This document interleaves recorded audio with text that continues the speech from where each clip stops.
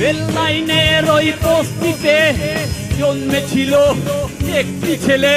মঞ্চে আলো নিভে যায়, হঠাৎ করেই গিটার ঝনকার তোলে আর এক কণ্ঠ ছড়িয়ে পড়ে হাজারো তরুণের হৃদয়ে। সেই কণ্ঠ বিদ্রোহের, সে কণ্ঠ ভালোবাসার। তিনি বাংলা পপ সঙ্গীতের প্রবাদ পুরুষ, বীর মুক্তিযোদ্ধা আজম খান। 28 ফেব্রুয়ারি তার জন্মদিন।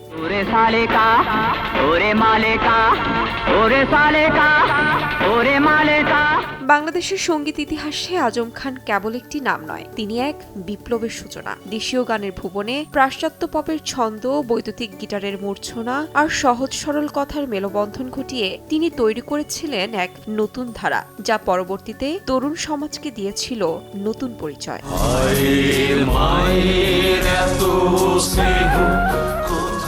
ঢাকার আজিমপুর ও কমলাপুরে বেড়ে ওঠা এই কিশোর ছোটবেলা থেকেই দেখেছেন ভাষা আন্দোলনের উত্তাল সময়, মানুষের মুখের ভাষা রক্ষার সংগ্রাম। আর ওরা আমার মুখের ভাষা কায়রা নিতে চায় গানের সুর তার মনে গভীর ছাপ ফেলে। বন্ধুদের সাথে হেমন্ত মুখোপাধ্যায় ও আব্দুল আলিমের গান শুনতে শুনতেই সঙ্গীত হয়ে ওঠে তার নেশা আর স্বপ্ন। একটু বিপ্লবী মাইন্ডেড ছিলাম আর কি। স্বাভাবিক পাকিস্তান সরকার আমাদেরকে ঠকাচ্ছে, আমরা ওই বন্ধু বান্ধব সব গণসঙ্গীত গাইতাম আর কি। 60-এর দশকে ক্রান্তি শিল্পগোষ্ঠীর মাধ্যমে গণসঙ্গীতে যাত্রা শুরু। তারপর 1971 সালে দেশমাতৃকতাটাকে সাড়া দিয়ে অস্ত্র তুলে নেন তিনি। ভারতের ট্রেনিং ক্যাম্পে যুদ্ধের প্রস্তুতির পাশাপাশি তার গান সহযোদ্ধাদের জুগিয়েছেন সাহস।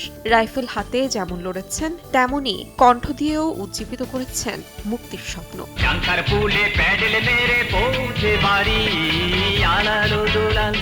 স্বাধীনতার পর তিনি ফেরেন এক নতুন লড়াইয়ে, সঙ্গীতের লড়াই। দ্য ব্যাটলস ও দ্য রোলিং স্টোনের প্রভাব থাকলেও তিনি গড়ে তোলেন একেবারে নিজস্ব বাংলা পপধারা। উচ্চারণ ব্যান্ডের মাধ্যমে বৈদ্যুতিক বাদ্যযন্ত্রে ভর করে সৃষ্টি করেন সময়ের সাউন্ডট্র্যাক।